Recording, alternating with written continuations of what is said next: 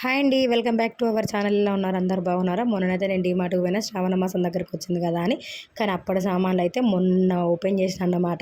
చూడండి ఎన్ని సామాన్లు తెచ్చినో. నార్మల్‌గా అయితే వీటి కాస్ట్ ఎంతైతే మీరు నార్మల్‌గా గెస్ చేయండి చూద్దాం. యాక్చువల్లీ డీమార్ట్‌కి వెళ్తే మా ఇంట్లో సామాన్ కంటే మా పిల్లల స్నాక్స్ ఎక్కువైతాయి అనమాట. అదేనండి స్నాక్స్ అంటే పిల్లలకు కావాల్సిన చాక్లెట్లు, బిస్కెట్లు ఇంకా ఏమైనా ఉంటే అవి అనుకోండి.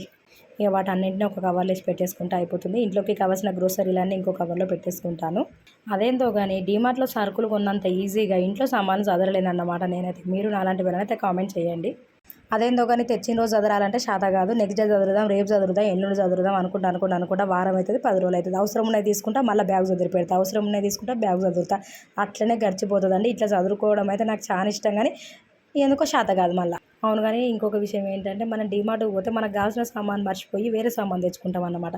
నేనైతే ఎప్పుడూ అంతే ఒక్కటన్నా మర్చిపోయేస్తా. అందుకే నాకు కావాల్సిన సామాన్లన్నీ లిస్ట్ రాసుకుంటా, అన్నీ ఎక్స్ట్రాగా కొనుక్కుంటాను అన్నమాట.